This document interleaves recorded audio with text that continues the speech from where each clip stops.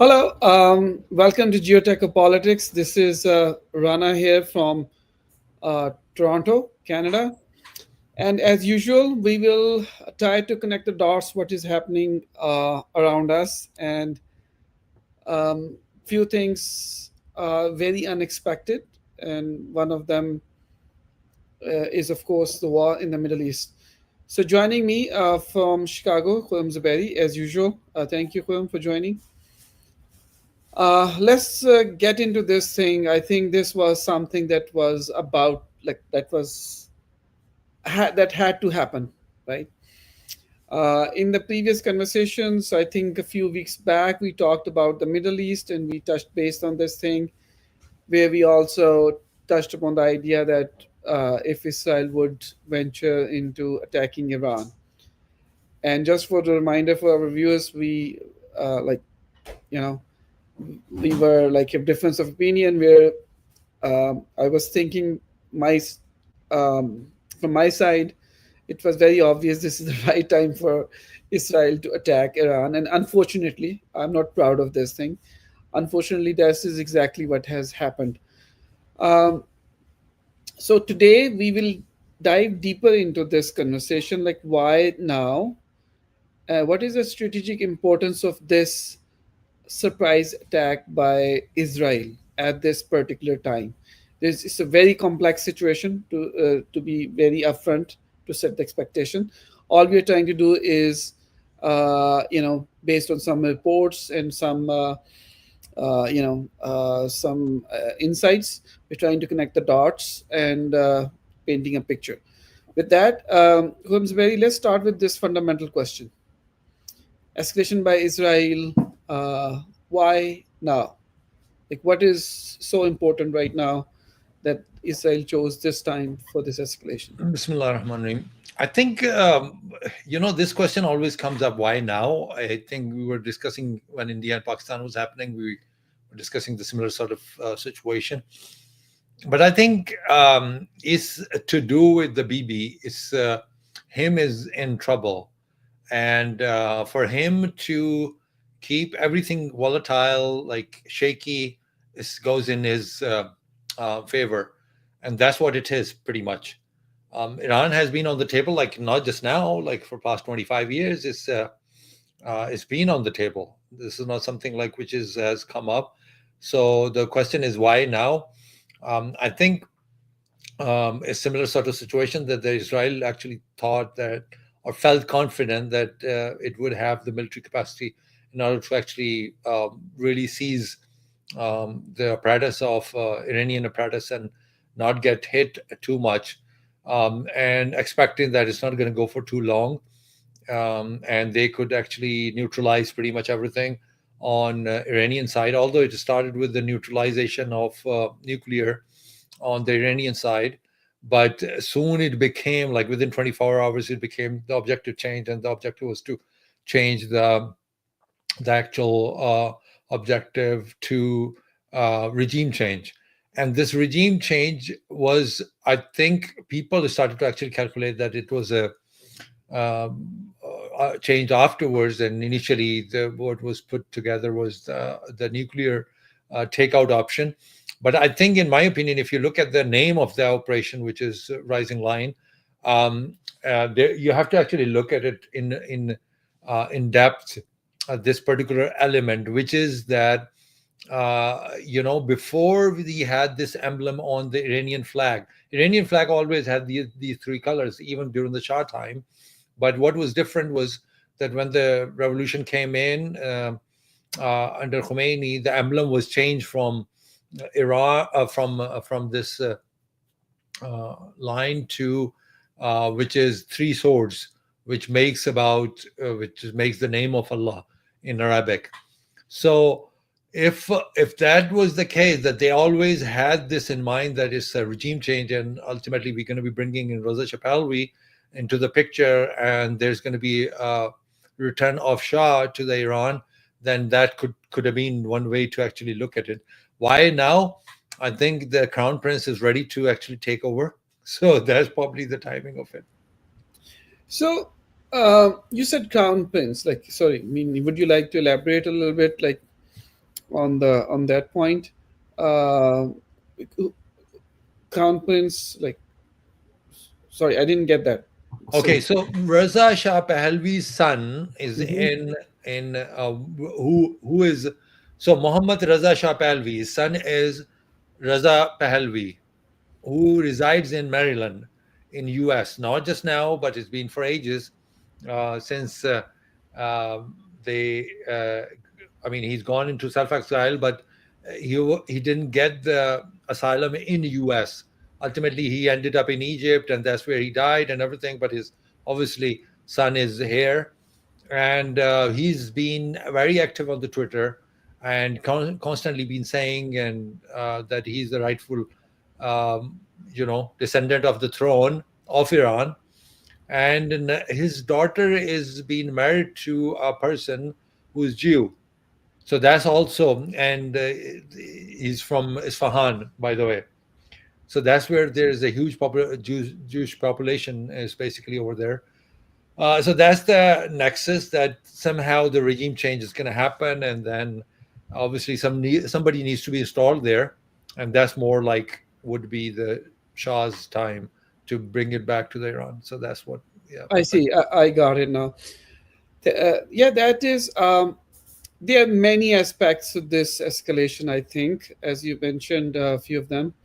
But if we can add more to this, pretext that why this is happening now, we can also connect some other dots. Like at this time, I think Iran is at its weakest point in history, where all is its allies that the support system which Iran had built over the years in Syria, in of course Gaza, Hamas, and in Lebanon. So all that has been kind of dismantled for the most part by Israel in the name of Gaza war. And I think given all of this, this was one of the factor was this is the perfect timing for Israel to take on Iran because Iran is at the weakest point. Secondly, if we look at the negotiations which were currently happening between US and Iran, and there was a deadline of 60 days that Trump has mentioned. Uh, it's very convoluted. I mean, this whole thing by the 60 days deadline, and then suddenly 61st day this attack happens. We will need to look into this, and we'll do that. um, so based on this thing, the question is very natural, and the question is this really about nuclear weapons, or is it just the regime change? Because Trump administration, and I think Netanyahu's speech uh, has clearly mentioned the cause that it is about to have capability to build nuclear weapons or warheads. That U.S. and Israel, of course, they do not want Iran to have that capability, so they are stressing on that. Now, do you think this is really the goal, the nuclear weapons, that they want to contain the nuclear proliferation, they want to curtail that in the region, or is this just typically like the US does, say something else, and the goal is different? So what is in your view, what do you think about uh, so taking the. you have to understand. I mean, it's not just about the nuclear. I mean, nuclear is there. It's always been the case, and that's how you build the narrative. I think one thing we have to understand whenever we have seen these kind of operations, the narrative building is very important. That how you can actually present it to the world. So the way it's always been portrayed, that Iran is, and Iran actually helped in building this narrative because they always say that to America, that to Israel, we're going to wipe off the Israel from the face of the earth. So those kind of actually claims fuel this kind of narrative, which is easier for Israel to actually build. And because Israel is good with building the narrative and propagating it in mainstream media, because obviously the moment it actually goes on to the Washington Post, New York Times, on Fox News or CNN, effectively this has been replicated all around the globe, and then people all around the globe actually, the rest of the media picks it up from there, from those media outlets. So this narrative that ultimately the Israel is going to be actually attacking Iran, is going to be is going to be bought by other people. So this is what it is.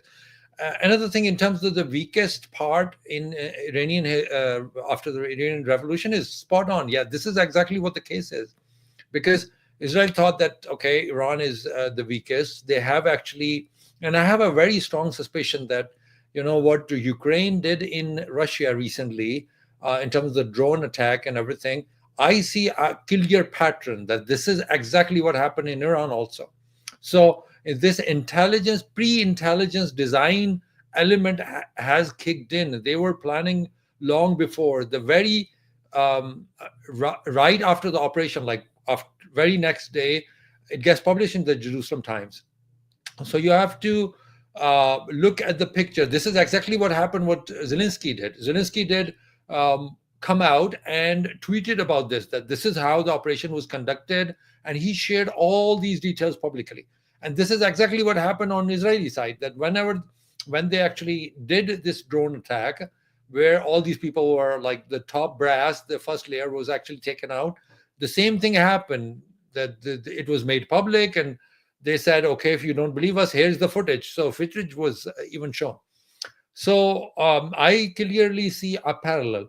And Iran was weak not just now, but it has started to become weak from the time of Soleimani, because Soleimani was the one who was actually building all these proxies all around the region. So starting with Gaza, then Lebanon, then Syria, then Iraq, then Yemen. It was semicircle was created by this network, and one after another it was taken out. So beginning with Gaza, then Lebanon, I mean Hassan Nasrallah has been taken out, then Syria regime is changed, Iraq is being just literally neutralized, and then only thing is left is Houthis, and it's very difficult to actually take out Houthis historically. I mean the Yemenis are the real warriors to begin with. So Ibrahim Raisi, their own president, is being actually taken out. Then Ismail Hania happened, and before, by the way, before Ibrahim Raisi, there's a more important thing which not people many actually look at it, is the Mohsen Fakhrizadeh, like who's the actual father of their nuclear program, has been taken out. And it's a if you look at the operation, the way it was conducted, and him being taken out, it was probably would go in the books in of intelligence teachings, that how these programs are being conducted, or assassinations being conducted. Israel Mossad has been all out, taking every one of them one by one, and I'm really perplexed that how come Iran has, from the time of Ismail Hania, they knew very well that how it was conducted. Mossad knew exactly where Ismail Hania going to be, where it's going to be, when it's going to be, and then how we can operate this. And yet they did not actually take any precaution. They didn't understand that we have to actually do siphon off, take out those elements which is being actually got penetrated into their own line of defense in intelligence. Yeah, so we will come to this. Same thing happened Yeah, again. exactly. So we'll come to this execution part of it, operation, right? But right now, I was more focused on the objective of this escalation. I think you went through the a bit broader picture that we can definitely discuss, and piece by piece we can connect the dots together so that our audience can understand it pretty well. Now, so to answer this question, nuclear weapons or regime change, we have seen this time and again. This pattern by US specifically over decades and decades. I think all my age I have been hearing this, listening to this when I was a child, that US will say something else and the objective will be totally different, and that's how they play the this international politics. Um, Now, is it very clear this pattern has been rinsed and repeated so many times that again, just like in what happened in Iraq, they said they have the weapons of mass destruction, and they attacked Iraq, and later we found out there was nothing there. Now, similarly, Israel and U.S. We heard Donald Trump that uh, no peace can be obtained in Middle East if Iran has the nuclear weapons. So we are preemptively going after the nuclear. As you mentioned, I think we can easily pick this pattern where we can see that this is the actual thing is a regime change. I think they are after Khamenei, who is the top leader. And definitely we can talk about, I think the more burning question is now that what exactly is the role of US in this strategic operation, and how Trump is playing his role in this thing. We know Trump has gotten to the presidency. One of the agenda was that he is a president for the peace, no wars in the world. I think that's what you referred in our last conversation when I was very adamant that Israel was going to go after Iran. This is the perfect timing, and your argument was that no, because of Trump's open policy, like no wars, because he's after Nobel Prize.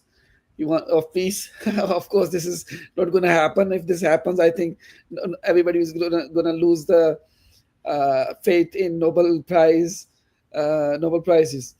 So, what, in your view, is the role of U.S.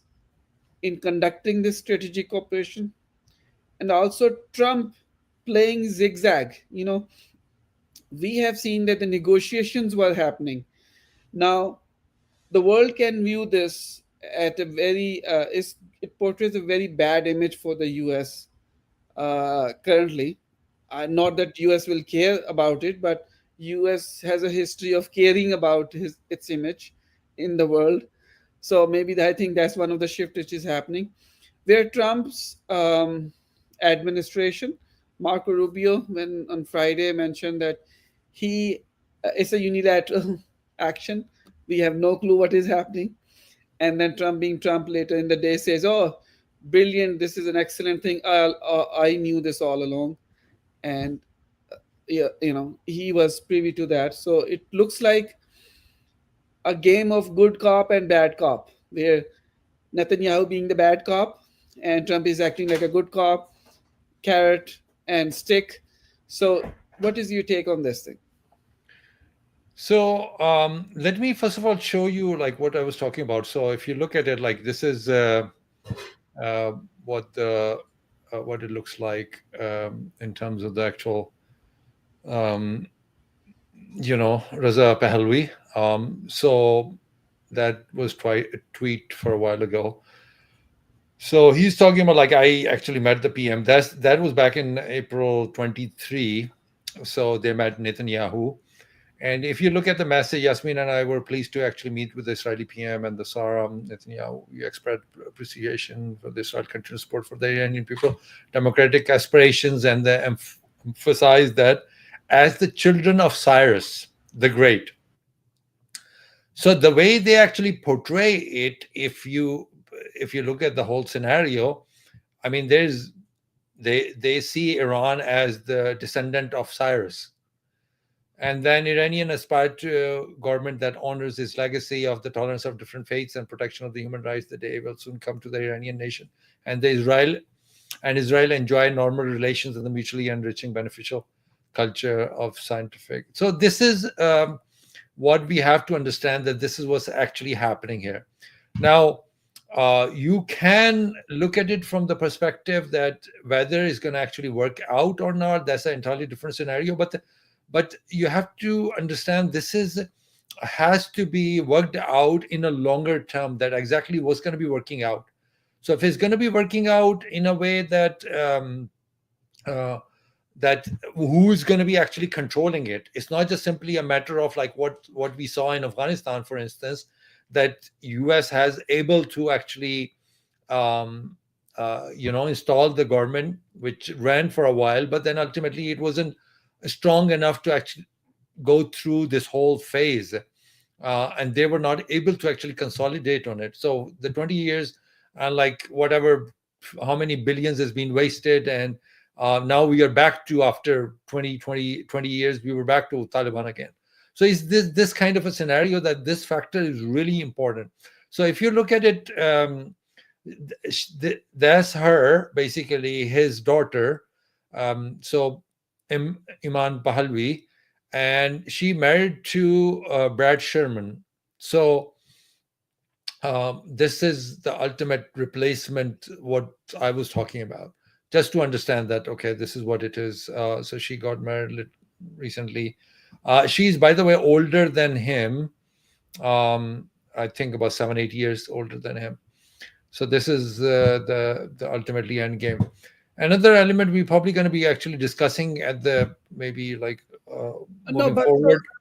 KC, before we go into that Yeah. thing, I think the question is the strategic, the focus of at this point is what is the role that US has played?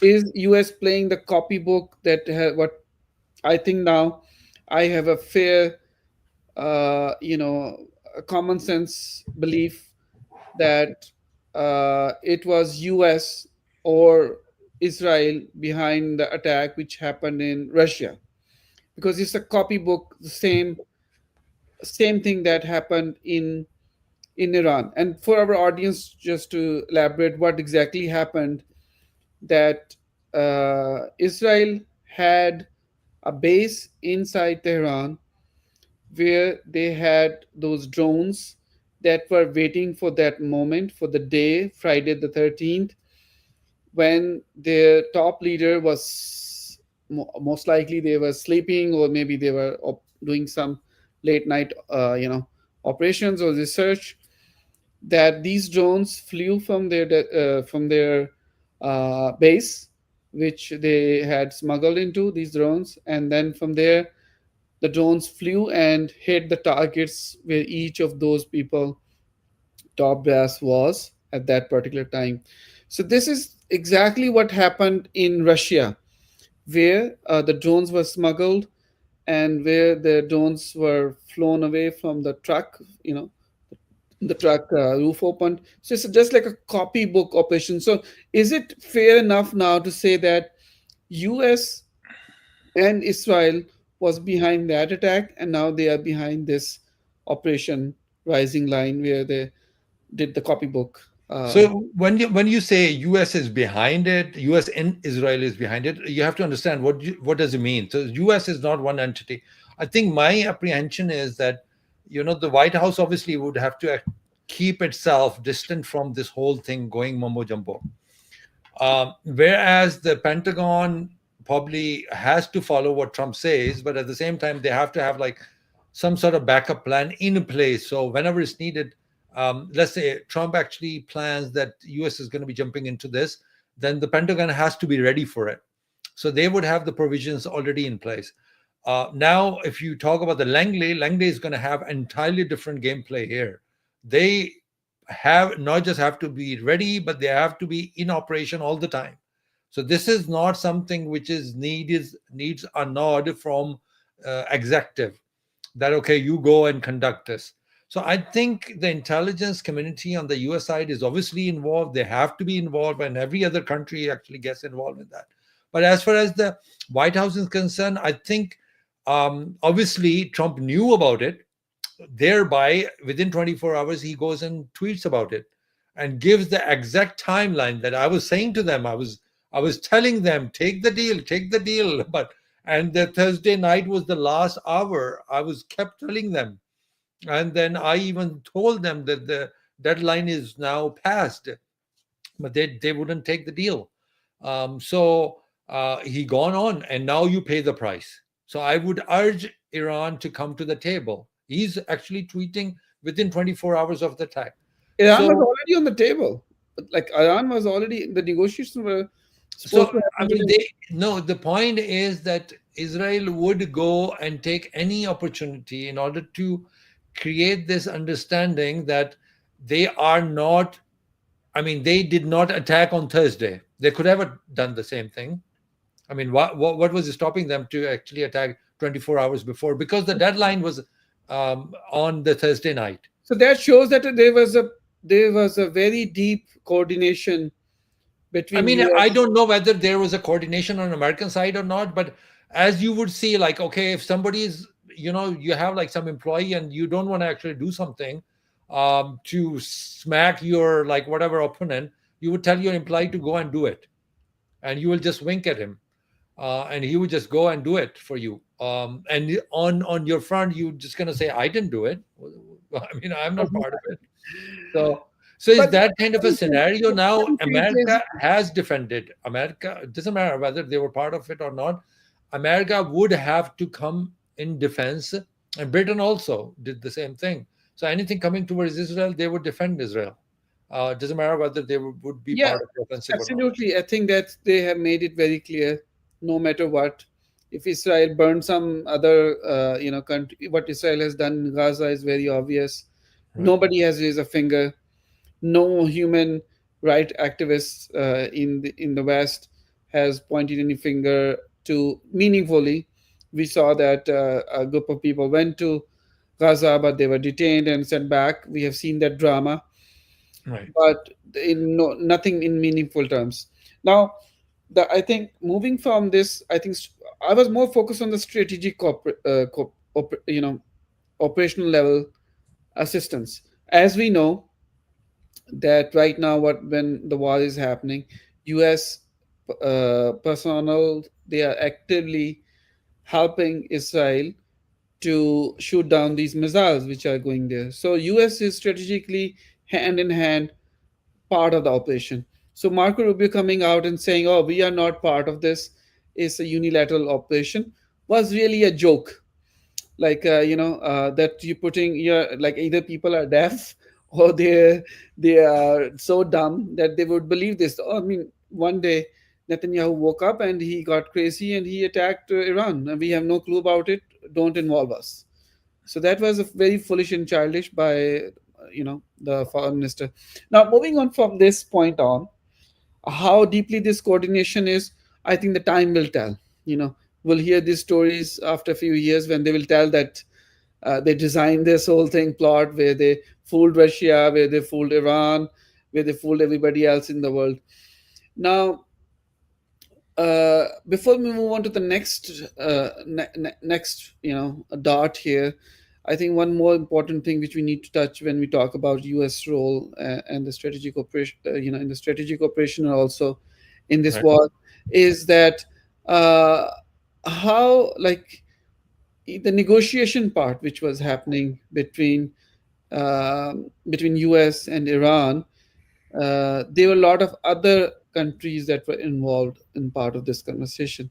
So was it a, like, if you look at it very bluntly, it looks like that US dodged the rest of the world.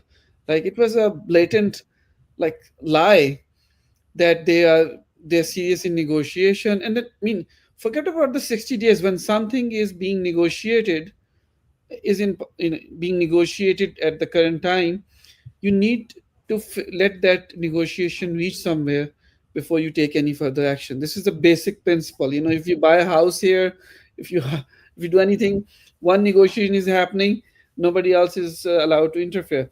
So all of this suggests the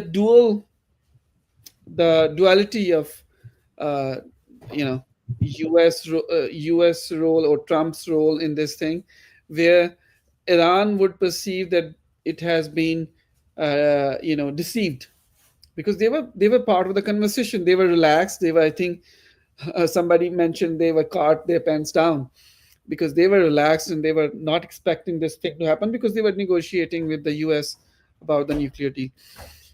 So, looking at the negotiations, I think they are pretty much dead. What is your point of view on that part? If there any room for negotiation, is this carrot and stick will go hand in hand, or is just now stick only?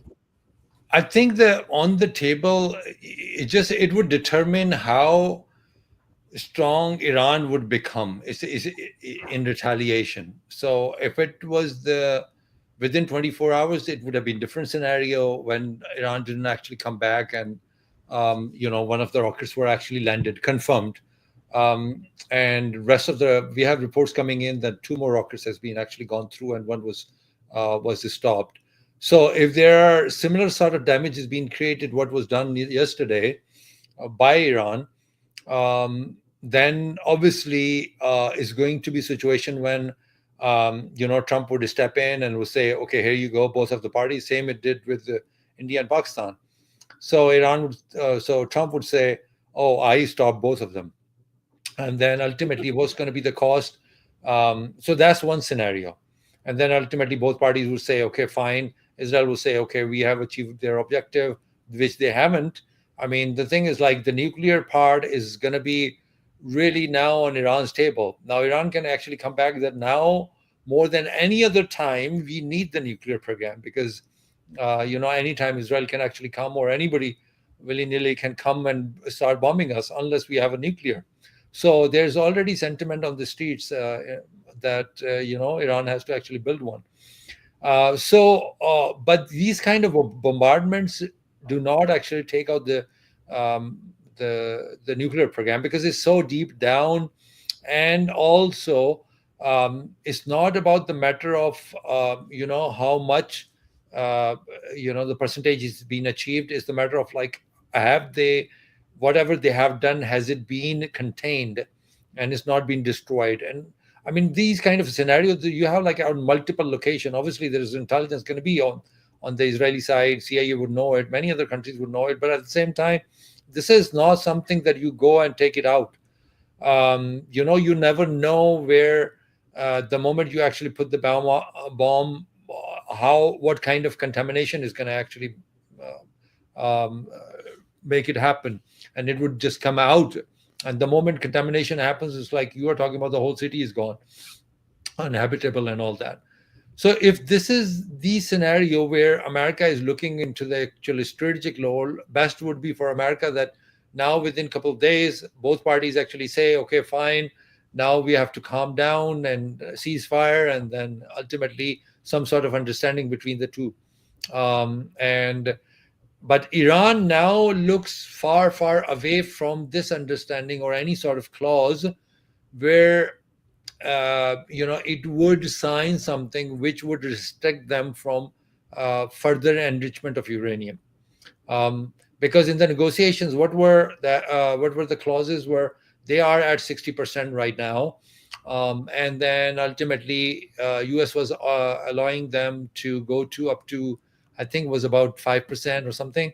And now in these negotiations, the point came up that they have to be at 0%, which means they have to totally halt enrichment.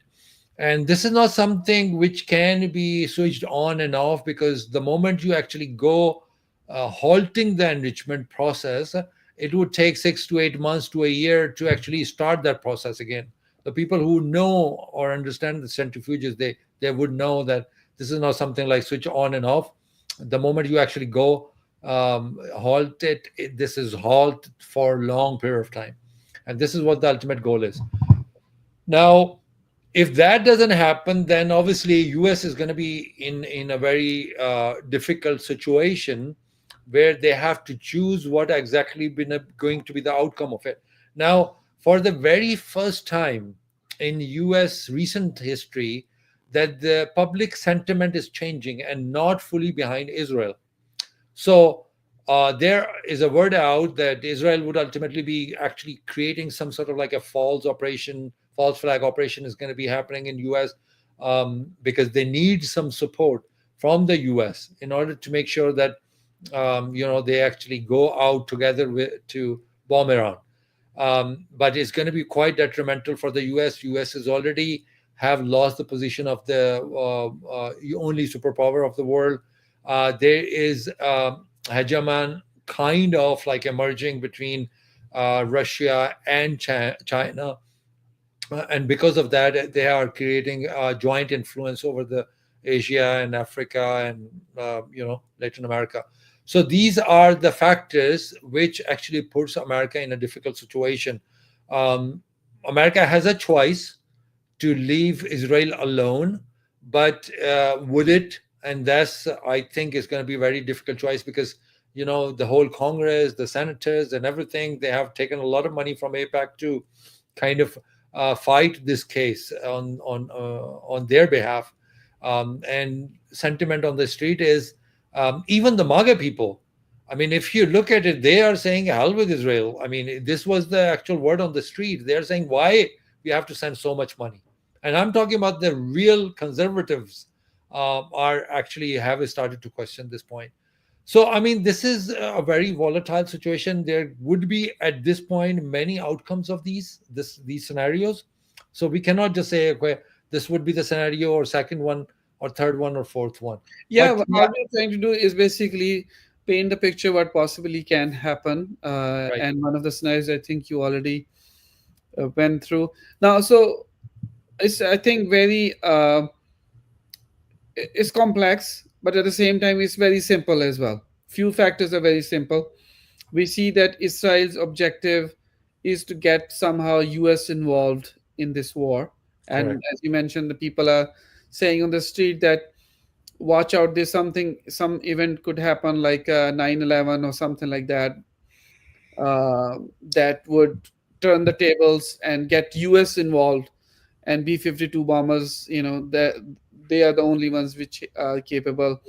As you mentioned, that the Iranian nuclear facilities are quite deep in the ground, which is like they need daisy cutters and like the mother of all bombs and stuff like that. Only B-52 can do that, which Israel doesn't have that at this moment. So this is very plain and simple if you look at this from this perspective. But from the complexity perspective, we need to look into this thing where if the regime change is the objective, what would be the impact in the broader regional cooperation? There's also one view to this as well, that because Iran is a key partner in BRICS, and if Iran regime is changed, and the BRICS will be heavily impacted by this regime change. We have seen regime changes in Libya, in Iraq, in other places, and they ended up very terribly, uh, for the people and the region. So if the regime change is the objective, forget about the nuclear weapons. I think that's like a facade, it's a smoke screen. Underneath is a regime change, and you mentioned that Raza Pahlavi, like is the guy's already said, already he's ready to jump into the scene and claim the throne. So if this happens, the bigger forces around Iran, like Russia and China, what would be their, like? Are they going to be seriously impacted by this regime change? Let's say if Khamenei is toppled and there's some other person, Raza Pahlavi or somebody else, just pops up and claims the throne, what is going to happen to this BRICS? How the other parties, big parties like US, sorry, like China or Russia, will be impacted by this regime change? So it all depends on the situation, how it's going to emerge. Those reports I was saying, like that the two missiles actually hit Tel Aviv, are now confirmed, and we have started actually seeing the footages. One was the actual, I think, one of the Institute of Science and Technology laboratories has been actually sustained major damage. And there's another residential building has been hit, and there's a fire pretty much all over the place, all around it. So this is happening in Tel Aviv. And in a parallel, if whatever the next morning, so now tomorrow morning, basically what's been happening is that Israel is attacking during the day, and Iran is attacking during the night. Now, why in the night? Because I think, in my opinion, that since Israel has got the advantage to have live satellite feeds provided by America, they are looking out for some of those firing batteries which Iran uses. But at the night is kind of difficult. When it fires, it quickly opens up and it fires, and then it just closes. So yes, satellite covers quite a big area, but it doesn't cover the whole of Iran. You cannot actually look at so deeply that, okay, if something happens, some flash happens, then all of a sudden you can actually zoom in. It doesn't work like that. So there are like some particular areas where obviously satellite would be looking at it and they would have the live footage coming in. So I think Iran is looking to do these operations during the night. Now, tomorrow morning, what's going to happen is, and right now, the morning is just about to kick in Iran. So the moment it happens, Iran is going to start have similar sort of images that start to come out from there.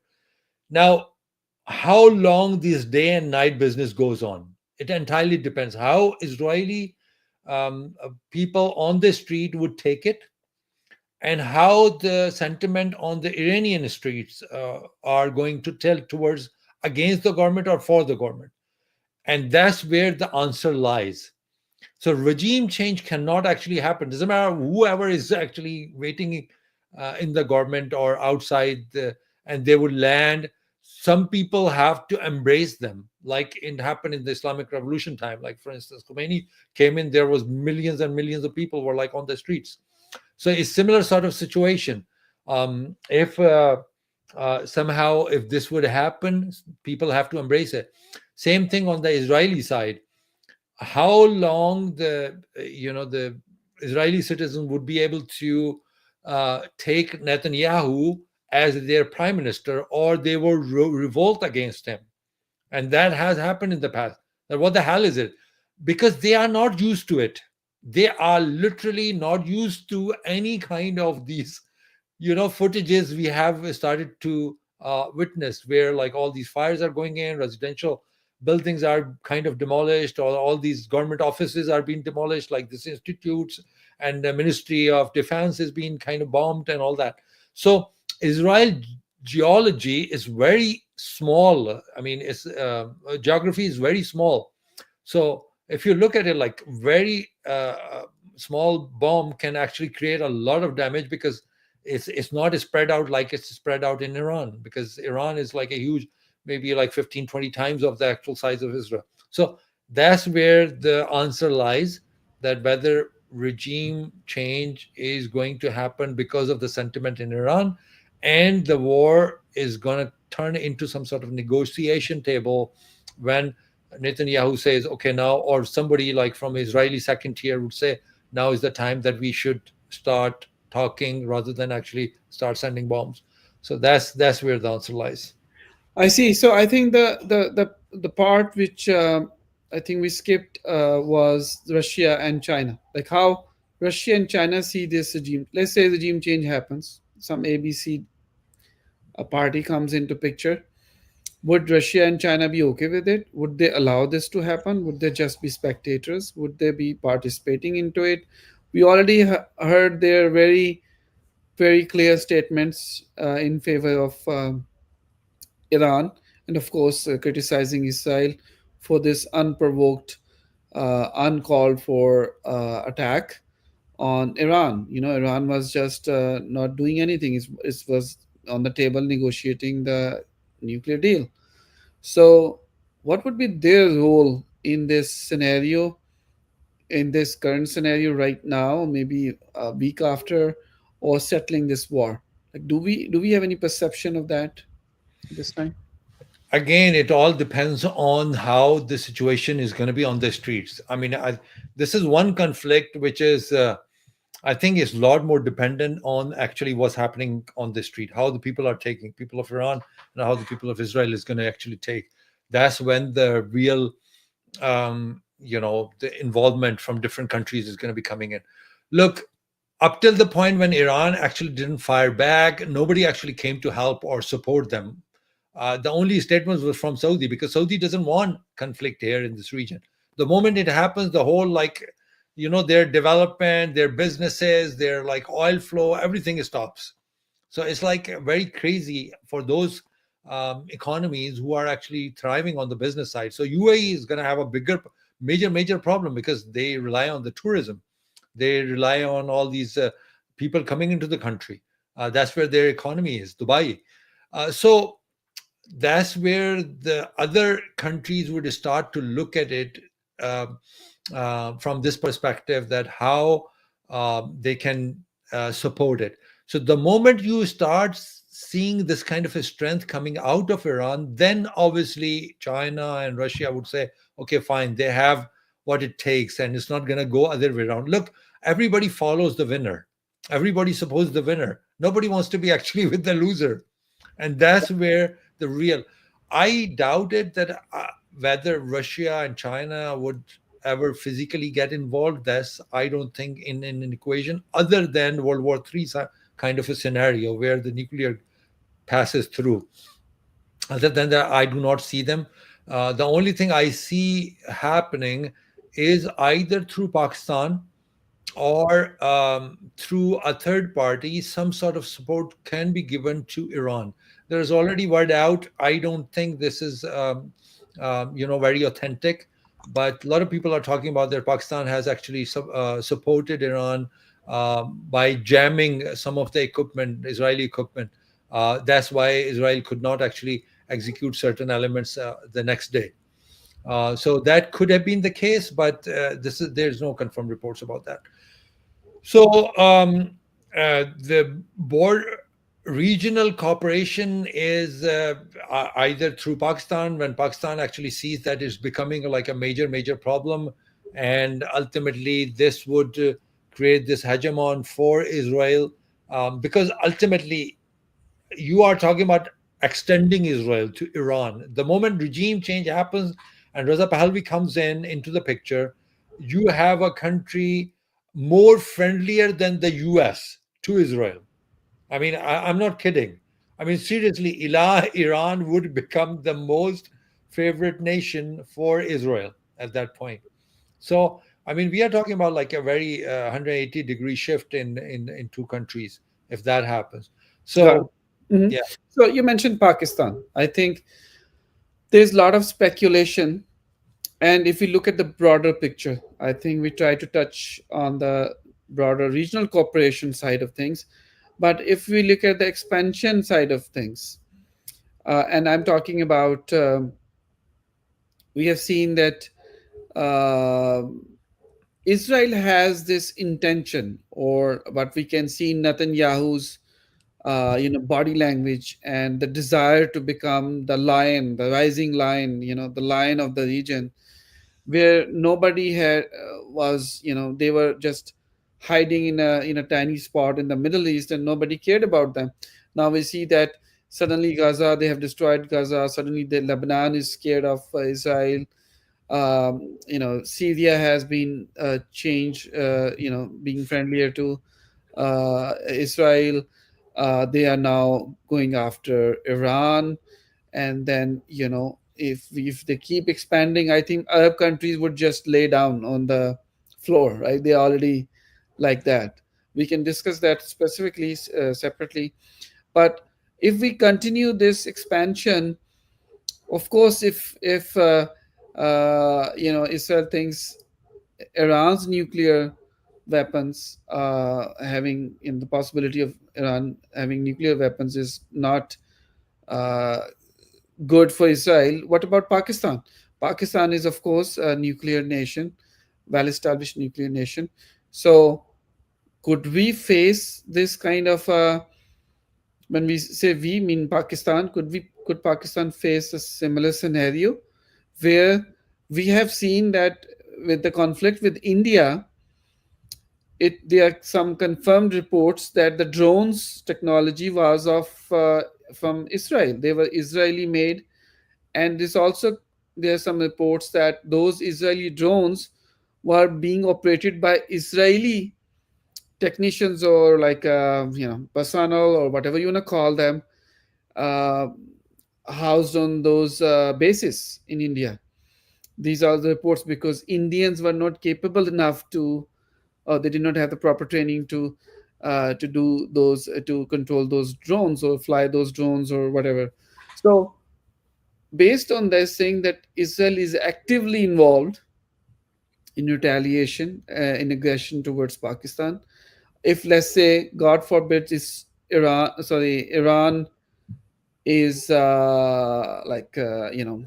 conquered by Israel, or just Israel, you know run over Iran, which is very unlikely, but we are just looking at the scenario.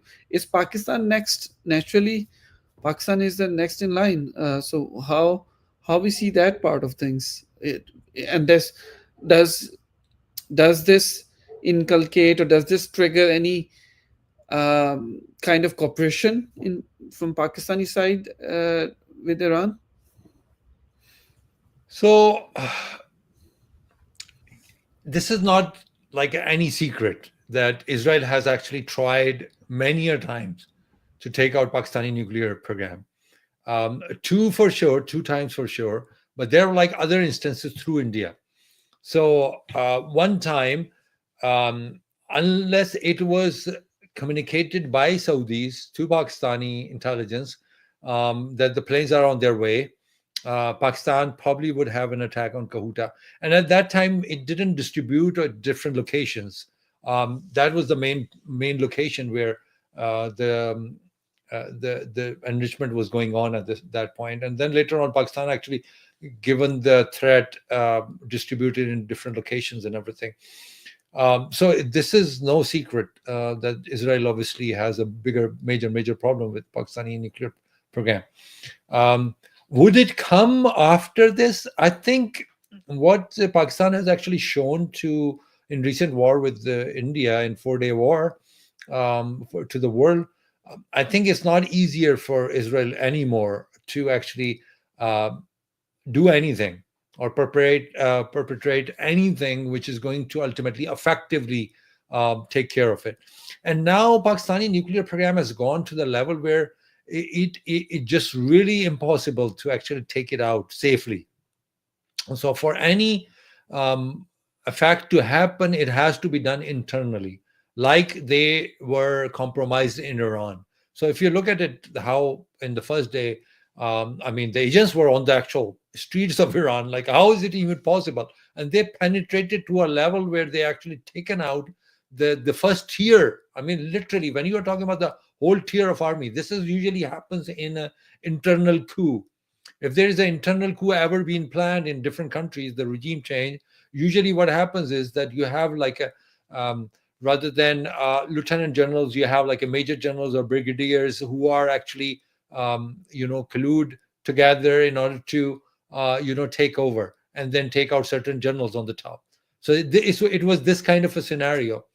So if this is what to happen, I doubt that something like this would happen, because Pakistan has like actually proven in recent war with India that it's going to be very difficult anything to plan. So I think for Israel, Israel wants to do it, has done it before, planned it very well, and even the push came to for Modi to attack Pakistan. I think it was convinced through Netanyahu that okay, this is the time you have to go in, try it out, and everything, and all the rest of it. And also, I would say at the same time that taking out F-35s is similar sort of scenario, like Pakistan actually taken down Rafales. For Iran, I highly doubt that Iran would have this capability to actually take down F-35s. Now we are talking about a fifth generation plane. We are talking about the actual totally hidden from the radar.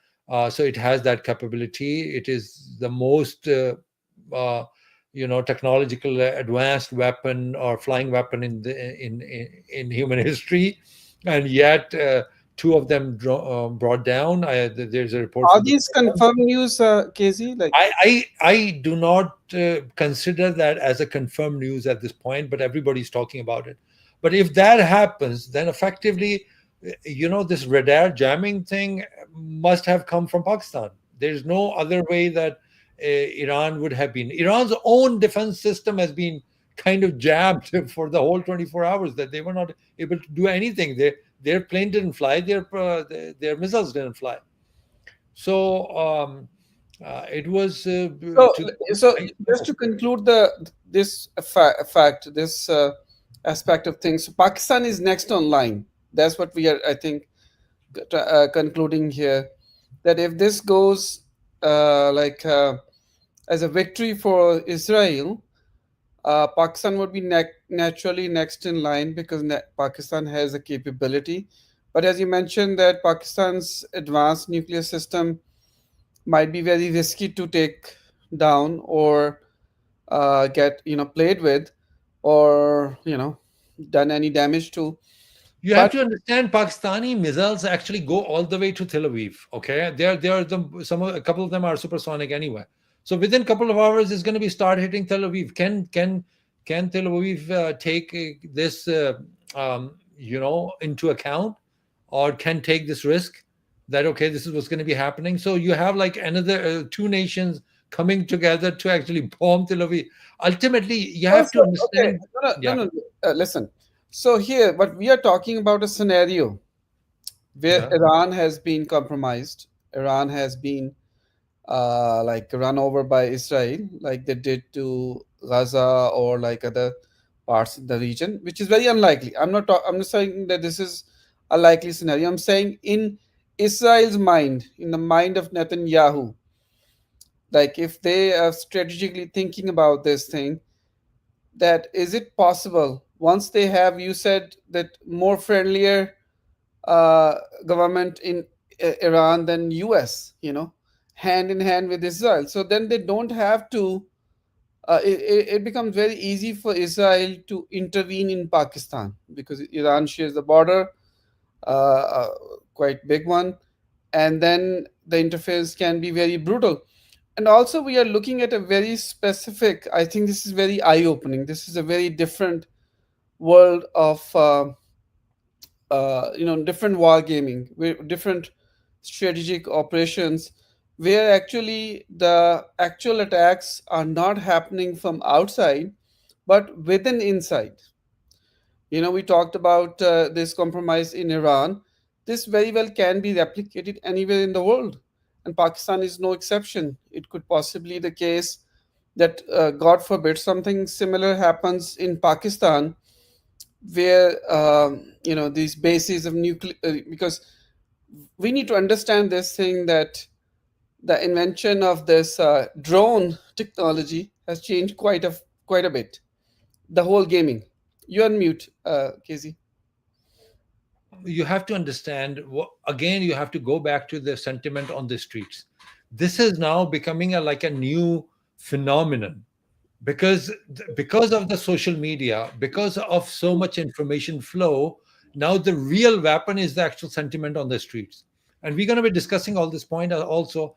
For instance, sentiment on the streets of US today, what you have seen on the streets of US, if you look at it, like, I mean, this is no king agitation going on. This is like the more biggest anti-Trump agitation is being going on the streets of it. And obviously the bigger part is the Iran-Israel conflict in this. There is a sentiment changing on the streets of US, what I was telling you about.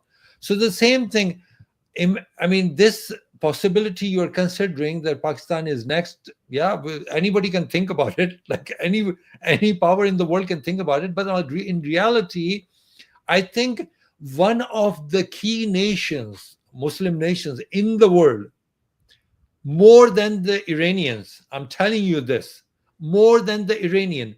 If Israel comes eye to eye with Pakistan, that's going to be end for Israel. You have to understand this reality because the Pakistanis, when it comes to Israel, is entirely. This is actually worse than India, and Israel knows that. That's why back in '95, Netanyahu said, "Our bigger problem is Pakistan, not Iran." This interview has been circulated on social media recently, more so, although it was given in back in '90s, and now all of a sudden 30 years down the line you have seen that this interview that Netanyahu is saying, we have the bigger problem is Pakistan. Now if that happens, I mean, Israel would have to be out of their mind. I mean, literally, Israel would have to be But totally out of their minds to at actually the have same a mess time, with at the Pakistan. same time, we need to understand Israel is not fighting on its own. Israel has a strong hand-in-hand cooperation.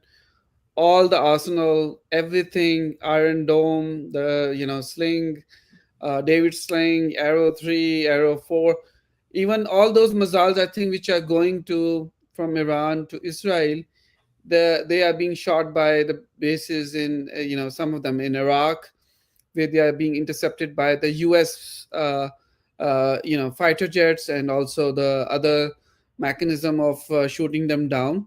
So we need to understand this thing. Israel is not fighting this war on their own. They have cooperation from UK. They have cooperation from the whole West almost, and at this, and even then, Iran has penetrated into Tel Aviv and other Haifa and other parts, which is very monumental because it's like fighting the whole world. Trying to protect Israel. Now, if Israel changes this towards Pakistan, we need to understand that this whole strategic cooperation will still exist. U.S., UK, and the whole Europe is going to be on Israel's side. So Pakistan fighting this kind of a war becomes very difficult. It's not easy that Pakistan, of course, passionately, sentimental wise, is a different game as you are saying. But from the operational and strategic side of things, I think it will be a great challenge. It's like a horrifying situation if you are in Pakistani shoes. So I don't want to even give it a consideration. This is like just a waste of time. I mean, people are talking about like Pakistan. Yes, it's Israel's intention. That's what they have in their mind. I've already told you. They can wish all they want. I mean, there's no harm in actually, there's no money is being spent in wishing anything. You can wish all you want. But the point is, when it comes to geopolitics, when it comes to the ground realities, this is not the time. I don't know what's going to happen in 6 months' time. Yeah, Uh, and by the way, I'm not talking about this time.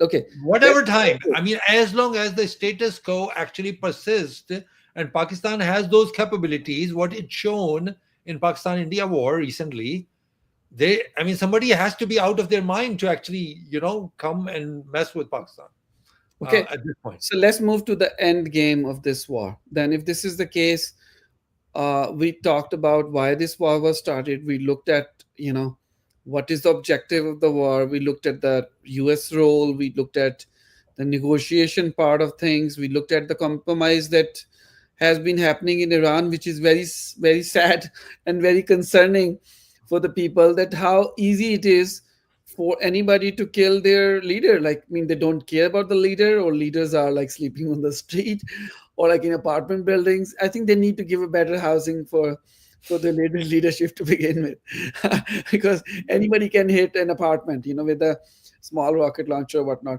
Now, to conclude this thing, we also touched upon the idea of, like, how this expands. One thing I think which we did not touch upon is the role of Turkey. Turkey. Uh, Turkey has the largest the army in the region, and I was wondering, like, is this just an army to be largest army in the books? Like, their role is undefined. The objective is very, not clear. What we have talked about Pakistan on the next on the line, but what about Turkey, and what are the relationship between Turkey and Israel in this war? Focusing on the war aspect of things, is Turkey participating in this war by supporting Iran, or is it just neutral, sitting on the sidelines? Like it did support Pakistan when Pakistan and India was hand in hand. So how is that role playing out uh, from Turkey side, and how this war ends? Like, what would it end in next couple of days, next couple of weeks, or next couple of months? So, I mean, Iran, after the revolution, you have to understand it. There was a time when even the railway line, this RCD, was built, like between Pakistan, Iran, and Turkey. That was a golden chain. I mean, that was the plan, pretty much, that this is going to be the most developed country, region, which is going to ultimately offer to the world. But obviously, when revolution happened, it was entirely different sort of scenario. Iran actually started to place itself as a like a Shia focused Islamic republic. So because of this extreme nature of the actual republic, what has happened that you have like this power balance between the Walayat Faqih, you have like Khamenei now, before used to be Khomeini, but now there is a religious and political element kind of joined together. So almost close to 30 years, it was as if that if Khomeini would say he's going to be the prime minister or president, or like Hamnai would say he's going to be the actual president, then that person has to be the president. Simple. Because the supreme leader actually said he's going to be the leader. Now, in recent times, we have seen that there is a different element, or um, kind of how you going to place them, that they are reformist. So one era you have like one president come in who is being labeled as reformist, that we can actually kind of come in the middle. Now, with that, all that backdrop, obviously the mainstream country is not going to come close to them because they are like so extreme religiously, and they are have this notion and chest bump thumping, and we're going to actually kill America, we're going to kill Israel, and this and that. So all other countries like kind of started to feel in the region, especially to align with Iran, and that's what the problem was. Now, if anybody has to actually come together from the Turkey perspective, if you are saying, or Pakistani perspective, or Central Asian countries, uh, or even Middle East, like Saudi and all of the rest of it, I mean, everybody has their own intent. Now, Saudi, UAE, Qatar, Egypt, all these countries are off against the war, is not because that they have love lost for Iran, is because they do not want instability in the region. Turkey doesn't want Iran to be affected because this gives more influence to Israel and then decreases its influence. Effectively, what's going to happen? They have diplomatic relationship. Israelis can actually fly to Turkey. They have like a very close trade relationship. So anything happens by Israel in the region effectively diminishes. So you have like this huge military, and everybody knows like Turkey has the huge military, and they have aspirations. Actually, three planes, three fifth generation F-35s, J-35s, and the third one is being built by Turkey, Khan aeroplane. So Khan is a equivalent of J-35s and F-35s. Okay, so they are of that caliber that they are actually building drones. They are building, like, they produce their own electric cars. They have their own Baidu, by the way. They have their own Tesla. Um, um, so what the brand name is Tog, by the way. I don't know like if it's already in the market, but it was supposed to come out like last April. So the point is that they have this what it takes, and they have like over 20 military bases in the region. It's not just about the military, but they're the Horn of Africa all the way to North Africa, and they have like this whole semicircle where they have the military bases. So they have the influence. But would they align themselves for Iran? I don't think so, because this would ultimately be aligning. The moment you actually go and start aligned with physically with another country, effectively you have to have some sort of understanding, some sort of not just understanding, but the working relationship. So, for instance, if one country conducts in the future, I'm talking about, if one country conducts an operation against their enemy, then all those details needs to be shared with. You have intelligence share continuously going on. So, for instance, if there's something happening on LOC, you have like a couple of generals from China actually sitting here in the control room. When on LOAC something happens, Pakistani generals, couple of generals actually go and sit over there. Same thing, working relationship with Turkey. Pakistani intelligence very closely work with the Turkey intelligence, for instance. So the moment this kind of alignment happens in future, you have to have like some sort of working relationship for future operations also, and the militaries has to get aligned with each other.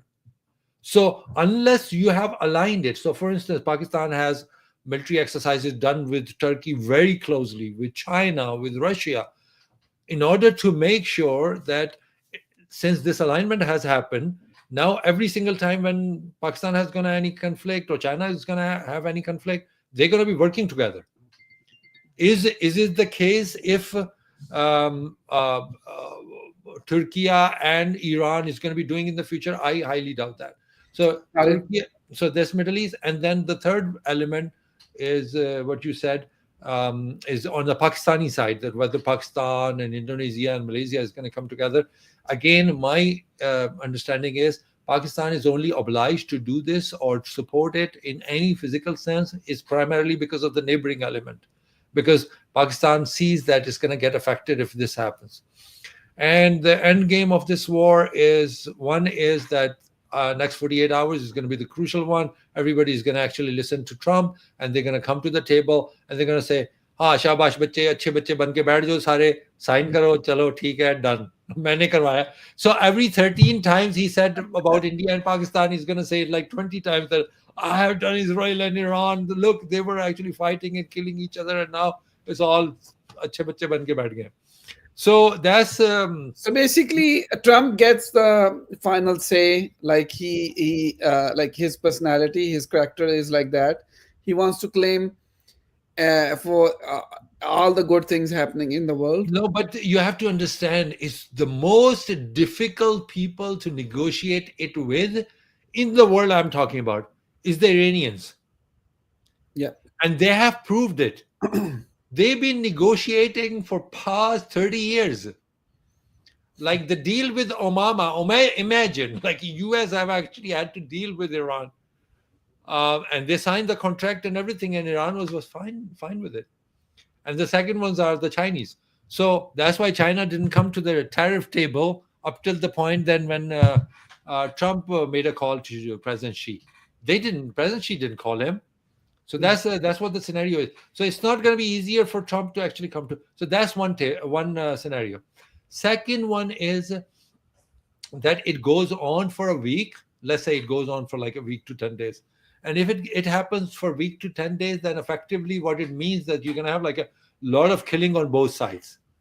And if that happens, then effectively you have like a regional powers actually getting involved with this, in terms of actually basically Pakistan is getting involved with the intelligence sharing.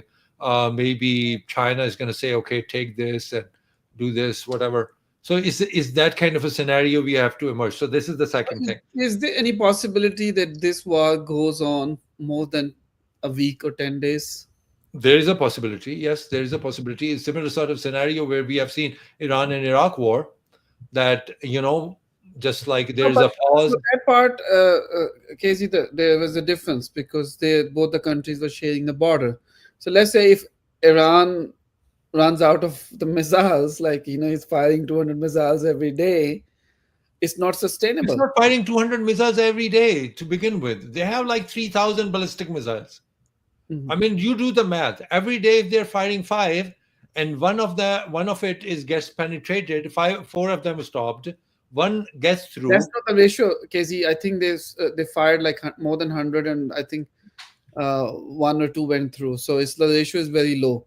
So out of five, no, nothing will go because it's overwhelmed the Okay, whole. even if you are firing 100, you have like another month or 2 months to go on. I mean, in 2 months, this whole region is going to be like oil prices going to go through the roof. I mean, people going to be dying on both sides. I mean, this is like, It's it gonna can be. happen. It only can happen if it pauses in between. And Mhm. they say, like, okay, next 48 hours is the ceasefire. We're not going to do next 48 hours. And that is possible. That, in order to bring it to the table, they'll say, okay, there's not going to be any drones or but then during that 48 hours it's going to be consolidation happening on both sides. Okay, But so but I think the sentiment on the streets, and I think Iranians would take it big time, but the Israelis cannot actually take it. I do not see.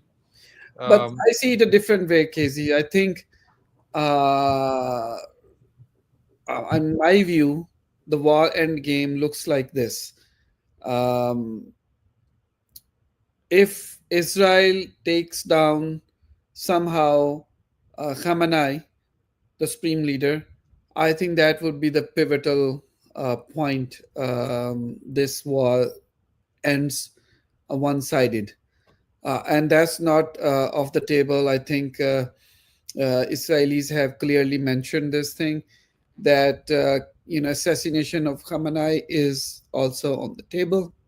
So if that happens, I think that I mean, it goes. I mean, all those scenarios which you have went through, they abruptly end there, and then there is a chaos in in on the Iranian side. Maybe there will be a replacement internally, and they try to do something, but that will demoralize the whole nation to an extent which may be hard. The street But sentiment. you have to look at it from other perspective also. You are looking from this that there is no joining factor, and then Yeah. you have to look at it from other No, perspective let's say too. That next 48 hours. I'm saying, let's, God forbid, let's say the way Israel has penetrated in Iranian regime, like the within no, the. what I'm saying is, let's say they take out Khamenei. Okay, Yeah. what would be the scenario in that case?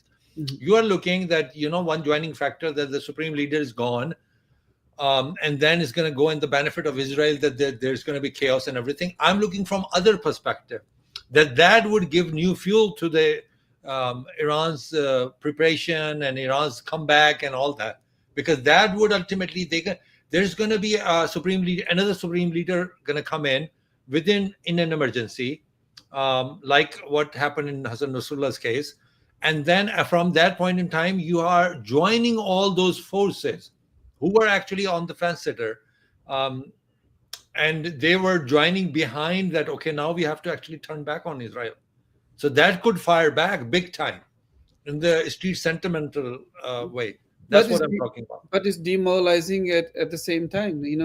If your supreme leader is not safe, if the whole top brass has been taken down, so what is left? Who's you going to that's negotiate with? that's So one scenario. That's yeah, one scenario, and that's how the West look at it. yeah. That's going to be detrimental, and that's going to break their back. But I'm in the same at the same time, in the same breath, I'm giving you another scenario that could very well fire back, because of the fact that it's going to be a joining factor for all those people, that how could they actually kill our religious leader. Yes, no, I understand that part, Yeah. Casey, but at the same time, this joining factor is already happening. If they are not joined at this moment, I don't know when they will be joined. They have been under attack. Their oil wells have been hit. The population has been hit. The nuclear sites have been hit. I think there is and their top leadership. If you look at those names, they were all top leaders. They have been killed. It's a very detrimental at this moment as of now, and that's what the retaliation is. I think personally, Iran is firing back with all its force it has. There is no reluctance, or they are not waiting for anything, unless I think it's important before we conclude this conversation to discuss this possibility of Iran using any unconventional weapons. Is there a possibility that because before this, you know, before they run out of options, is there any chance that Iran has the capability to maybe use a half-cooked nuclear weapon, or maybe some biological weapon or some other kind of weapons? Because this goes at the level when you become desperate, when you're losing, a lot of, infrastructure, like nuclear or like oil wells. What are the other scenarios just for I the. think, yeah, I think the maximum possibility is of the dirty bomb. And again, we have to look at it, where it's going to create this havoc.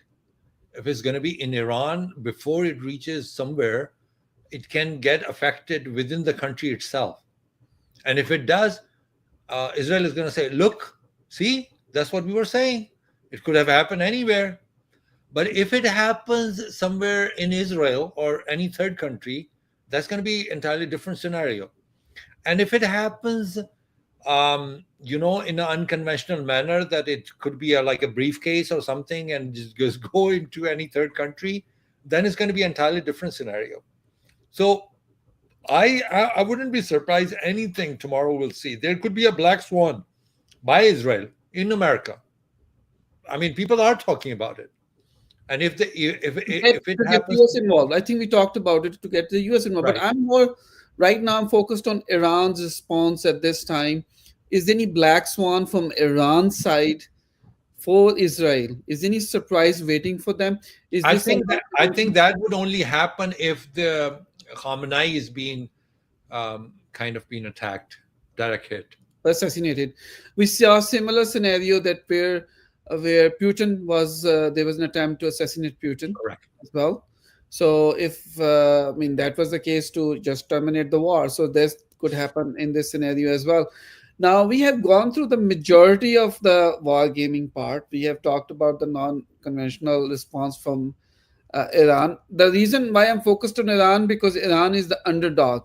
Iran is fighting a big and huge, like Trump called it, big and beautiful bill. Similarly, it's a big and very large enemy in because there are a lot of nations involved and they're supporting Israel. So from Iranian perspective, because they are underdogs and they have been put against the wall, when you put anybody against the wall, you can expect you know any kind of response from them. And one of the response, I think you talked about it. So that is possible. I think that's what next 48 hours would determine if this happens or not, Right. and if Khamenei has been it gets affected. Thank you so much, Casey. I think we have gone through the whole yard on this. We could go on a few more aspects as well, but we'll save it for another day. Maybe we will have a next session in next 48 hours to see how the things progress, and then we can war game based on what we see happening or what are the facts on the ground.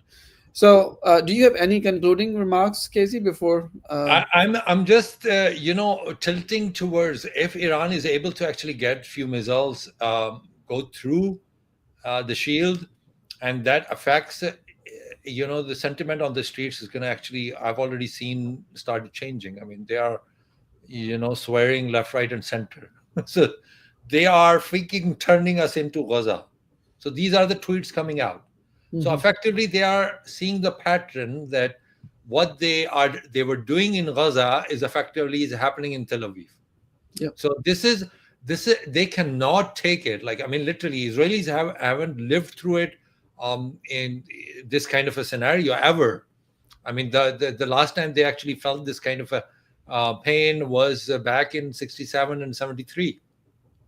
And this generation is very different. They think that there is a shield and nothing can actually touch them. So all of a sudden, in the middle of the night, and that's what I said to you. Iran is actually attacking in the middle of the night. I mean, Yep. I have seen one footage. One of the guy in just one underwear has got like one bag and he's just running around on the street. He just ran out of the actual house. Yeah. So I mean, they are not cut out.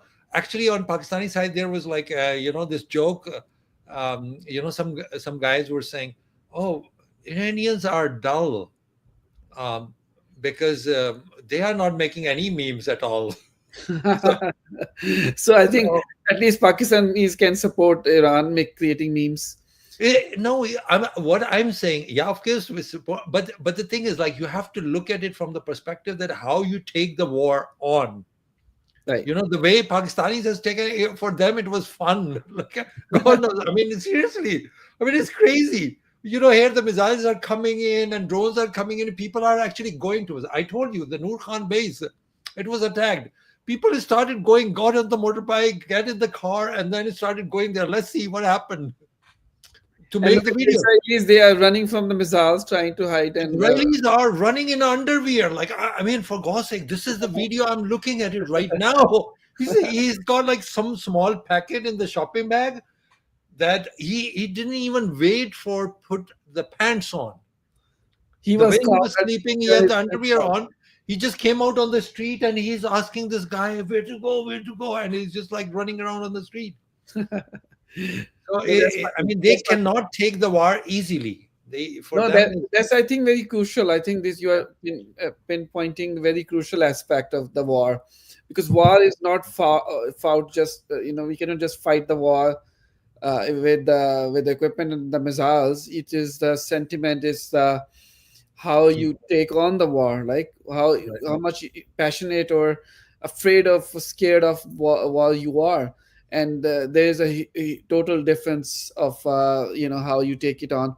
One thing I think before we go is also this strategy, when if like we just mentioned that Israeli attitude is a bit different. the people are more scared, running around and finding shelters. I think that possibly could lead to the strategy from Iran, where they might be going all in full force next 48 to 7 days. I think this war cannot continue more, because if Iran has to create any impact like you are mentioning, then they have to create the maximum pressure, maximum response in next 48 to 60, 72 hours, where they create as much havoc as possible so that this could change the tilt of the war. Otherwise, a long war would not be in favor of Iran, and of course, the regional, the prices, inflation of the energy will go out of the roof. So I think we have covered quite a bit on this session.